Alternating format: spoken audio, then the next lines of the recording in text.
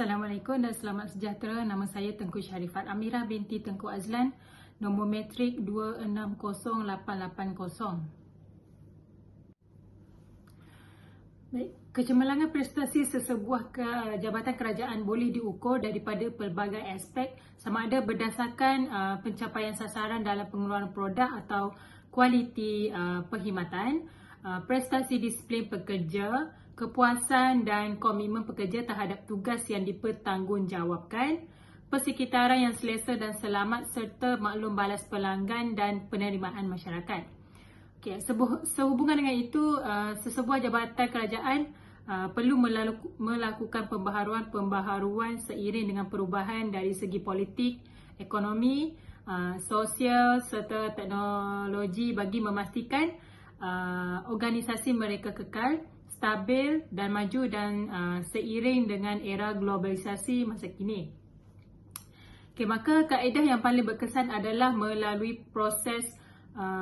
pelaksanaan proses pembangunan organisasi. Okay, bagi melengkapkan tugasan ini, saya memilih sebuah jabatan kerajaan iaitu Unit Pentadbiran Sekolah Kebangsaan Balok. Dalam limitasi tugasan ini, fokus diagnosis peringkat organisasi adalah secara keseluruhan.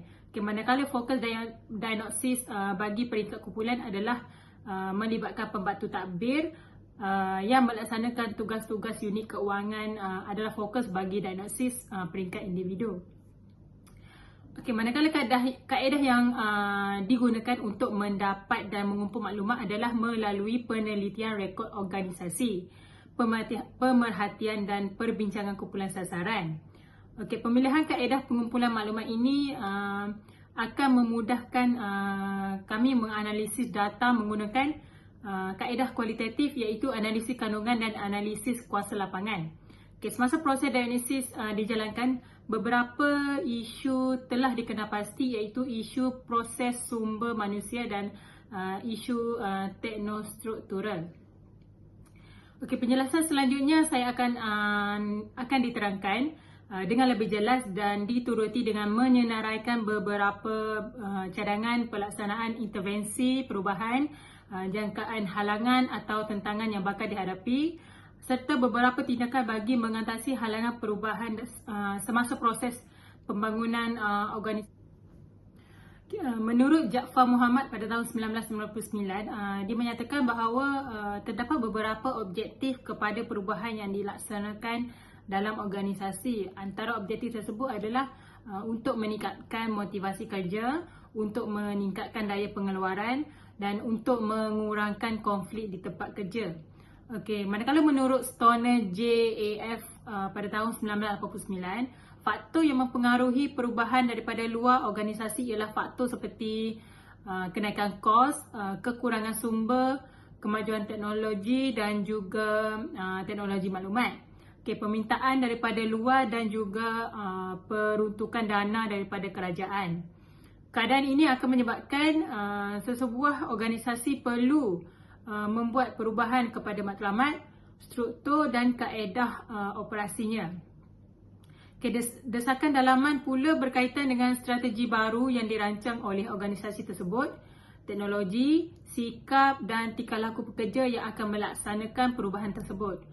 Okay, kedua-dua faktor dalaman dan luaran ini saling berkait rapat dengan antara satu sama lain untuk membolehkan perubahan itu dilaksanakan.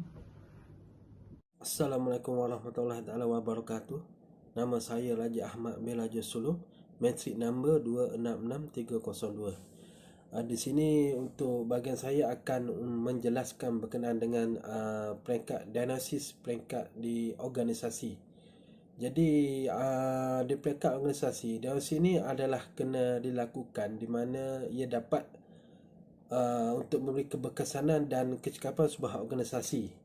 Dalam organisasi adanya diagnosis ini dapatlah dia dapat mencari apa yang perlu permasalahan yang berlaku untuk mengetahui pencapaian dan sasaran kepada staf sekolah yang ditetapkan oleh KPM, di mana sasaran enrolment murid dan pendata kemajuan murid adalah perlu dikeluarkan untuk dianalisis dan dinilai supaya dapatlah prestasi dikeluarkan.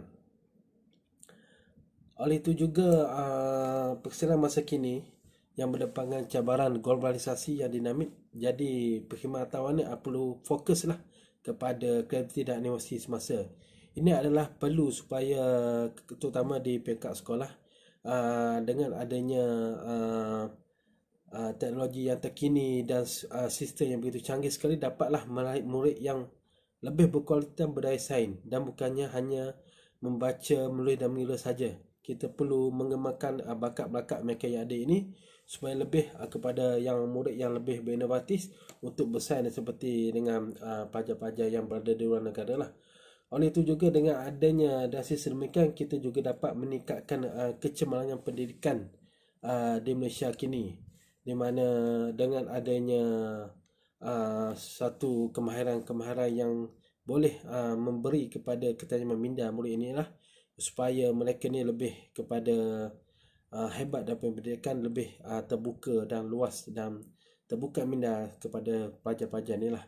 Jadi apa yang perlu setakat ni, kita pihak ini terutama kerajaan sendiri perlu menyampaikan arahan-arahan semasa kepada contoh kepada pihak pentadbiran sekolah, kepada guru-guru, kepada pihak GPN apa semua untuk mengetahui arahan semasa dan diikuti sepanjang daripada KPM itu sendirilah.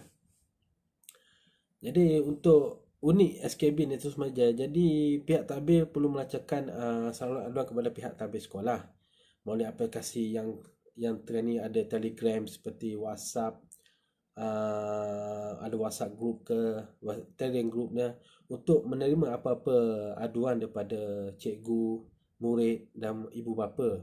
Perlu disalurkan supaya tindakan perlu ada untuk dianalisis peringkat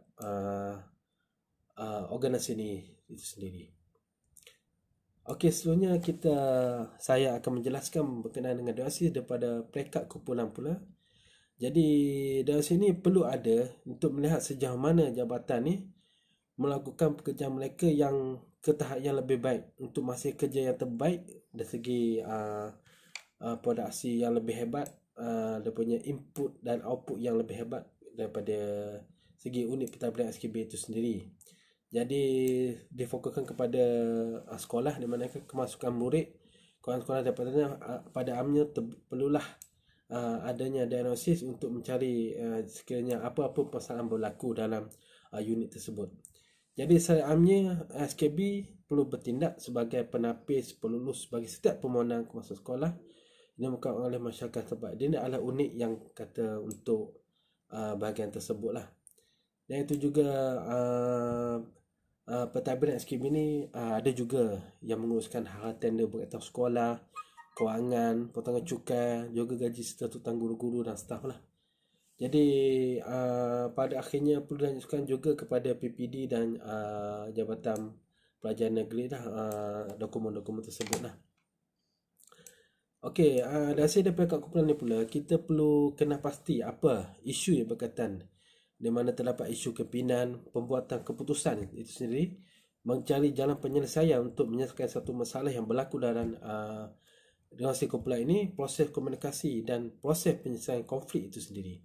Di unit dari ini kita tahu guru besar akan memain peranan penting dan akan memberi arahan kepada staf-stafnya untuk dan memantau dari segi pembekal, pustikan dan sebagainya, sebagai yang akan timbul isu-isu apa-apa masalah perlu diselesaikan, dan perlu adanya arahan terbaru yang disampaikan kepada unit tersebut untuk melancarkan urusan di peringkat analisis peringkat kumpulan ini. Okey, saya saja pengenalan saya untuk dianalisis peringkat organisasi dan juga dianalisis peringkat kumpulan. Sekian, terima kasih. Assalamualaikum. Assalamualaikum warahmatullahi wabarakatuh. Saya Muhammad Farid Abdul Rashid akan menerangkan tentang dua mengenai diagnosis peringkat individu dan cadangan intervensi perubahan. Diagnosis peringkat individu. Berdasarkan kerja kepuasan kerja dan pembangunan kerja merupakan fokus utama dalam diagnosis peringkat individu. Pengurus iaitu guru besar akan dapat membuat keputusan berkaitan dengan perubahan dalam pengurusan sebuah manusia. serta pembangunan diri kerja yang berkenaan. Diagnosis pada peringkat ini akan melibatkan identiti kerja, kemahiran, sertifikasi kerja dan maklum balas yang boleh diperolehi tentang pencapaian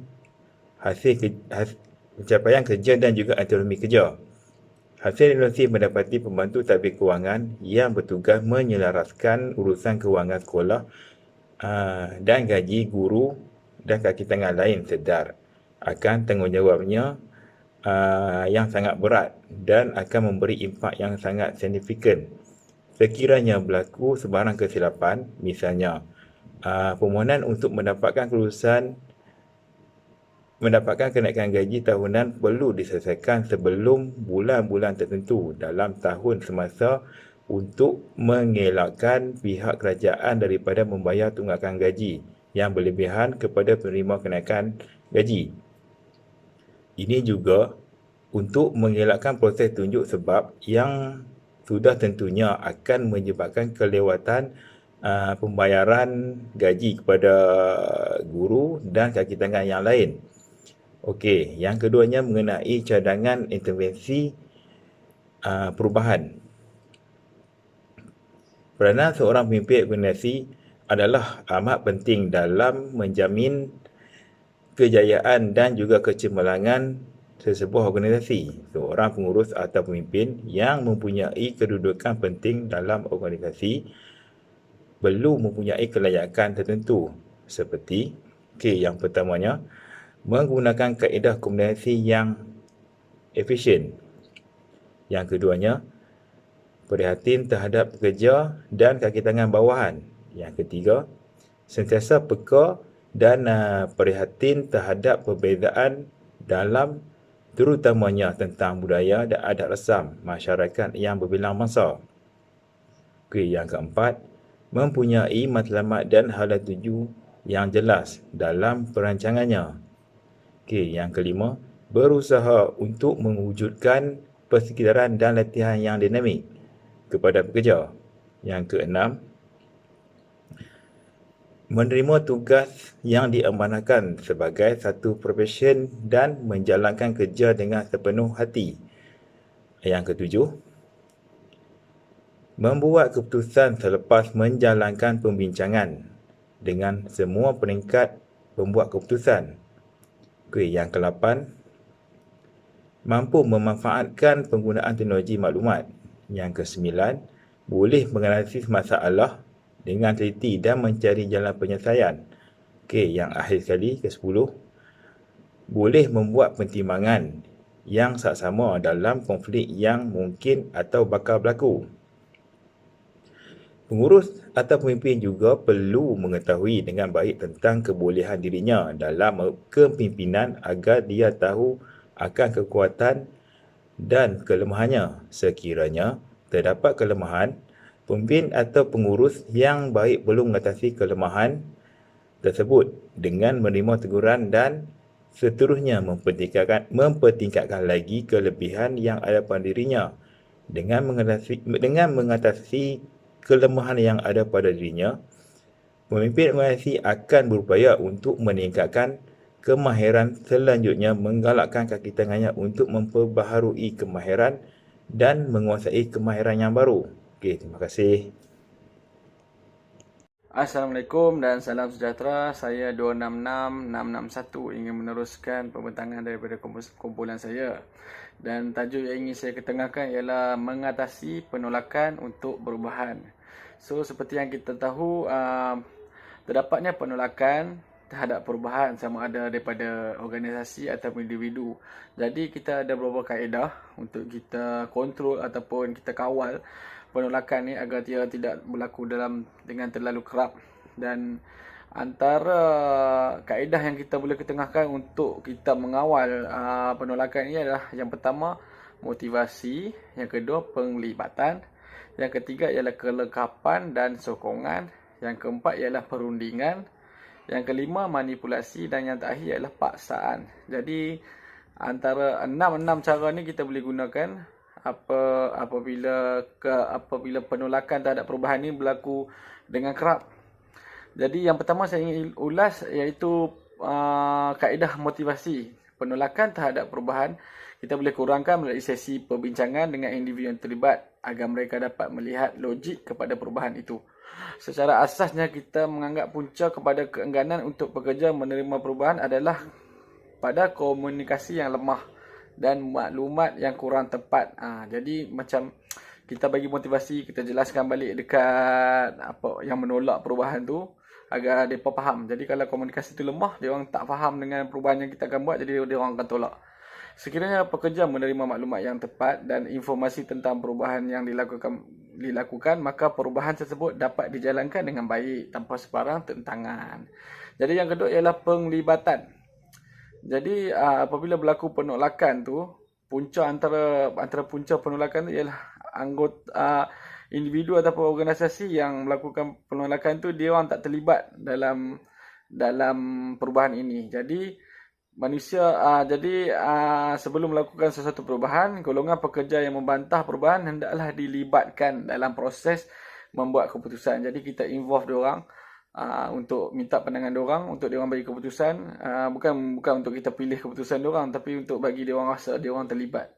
Jadi diorang akan mengurangkan penolakan terhadap perubahan, seterusnya membawa pada keputusan yang baik dalam perubahan yang dijalankan. Yang ketiga ialah kelengkapan dan sokongan. Pihak pengurusan selaku ejen perubahan itu boleh menawarkan sesuatu rangkaian usaha-usaha sokongan untuk mengurangkan penolakan terhadap perubahan. Sesi-sesi penjanaan idea adalah antara langkah yang sewajarnya dilaksanakan agar mungkin kaedah terbaik dalam melaksanakan perubahan setiap peringkat. Jadi dia lebih kurang sama dengan yang tadilah. Kita minta idea. Kita minta idea diorang agar diorang pun involve. Jadi yang keempat ialah perundingan. Antara kaedah yang boleh diperhatikan oleh ejen-ejen perubahan dalam menangani penolakan terhadap perubahan untuk berubah ialah mendapatkan persetujuan untuk perubahan tersebut dengan menukarkan dengan satu yang bernilai. Jadi kita negotiate dengan diorang lah. Contohnya penolakan tersebut tertumpu pada beberapa individu yang berpengaruh. Jadi macam yang menolak tu adalah individu yang pengaruh. Jadi maka pakej penghargaan tertentu boleh dirundingkan agar menepati kehendak mereka sebagai seorang individu. Misalnya, kita sediakan pantry yang penuh dengan makanan ringan agar pekerja dapat bersantai serta hilangkan stres ataupun penat. Jadi kita buat perubahan, jadi kita bagi dia orang satu macam reward lah kat situ. Jadi dia orang akan setuju dengan perubahan tu. Seterusnya yang kelima ialah manipulasi. Manipulasi merujuk kepada pencubaan menukar pengaruh, memesongkan fakta untuk menjadikannya lebih menarik tanpa mengandungi maklumat yang tidak diingini dan membuat kabar angin yang palsu untuk mendapatkan persetujuan pekerja dan badan-badan luar. Kooptasi pula berbentuk manipulasi dan pelibatan. Ia dengan cuba menghasut ketua-ketua kumpulan yang menentang dan memberi mereka tugas utama dalam menjalankan keputusan perubahan. Jadi kita tengok kumpulan-kumpulan yang menentang perubahan ni, kita cari dia punya head ataupun leader kat situ, kita bagi dia pengaruh ataupun kita bagi dia satu tugas utama dalam perubahan ini, dan ketua kumpulan tu akan tarik anak-anak buah dia untuk follow perubahan yang kita akan buat. Jadi yang terakhir ialah kaedah untuk mengurangkan penentangan pada perubahan ini ialah paksaan. Taktik terakhir ini adalah penyalahgunaan kuasa oleh pihak atasan seperti kerajaan menggunakan kuasa eksekutif secara langsung ataupun kuasa ke atas mereka yang enggan berubah. Langkah ini merupakan langkah terakhir yang mungkin akan dilaksanakan oleh kerajaan sekiranya masih wujud penentangan. Jadi macam contohnya kita akan guna undang-undang untuk paksa yang menentang ni untuk ikut. Jadi cara ni agak tidak baik tapi valid untuk kita lakukan, dan ini adalah antara langkah-langkah terakhir. Jadi seterusnya saya akan ingin menerangkan tentang kesimpulan. Sesebuah organisasi berfungsi dan berkembang dalam persekitaran yang dinamik. Perubahan-perubahan yang berlaku dalam persekitaran seperti politik, ekonomi, sosial dan teknologi akan memberi kesan secara langsung dan tidak langsung terhadap prestasi sesebuah organisasi. Sehubungan itu, sesebuah organisasi perlu merancang dan melaksanakan perubahan agar ia lebih berdaya maju selaras persekitaran yang dinamik dan era globalisasi. Oleh yang demikian, maka jelaslah bahawa pembangunan organisasi amat penting dalam sesebuah organisasi. Tanpa perubahan, sesebuah organisasi itu tidak akan mencapai prestasi yang diperlukan. Walau bagaimanapun, perubahan bukanlah satu perkara yang mudah. Ia memerlukan pelibatan semua pihak agar perubahan tersebut dapat dilaksanakan dengan berkesan. Pengurus organisasi perlu memahami dan menganalisis apa perubahan yang perlu dilaksanakan, tujuan perubahan dijalankan, matlamat perubahan dijalankan, bagaimana perubahan dijalankan dan bila perubahan itu akan dijalankan. Sebagai panduan, pengetahuan mengenai asas teori dan model perubahan juga amat penting. Ini penting supaya perubahan yang dilaksanakan itu boleh meningkatkan pencapaian organisasi pada masa yang sama yang boleh diterima oleh kaki tangan tanpa menimbulkan pelbagai halangan. Okey, jadi sekian saja pembentangan daripada kepala kami. Sekian, terima kasih.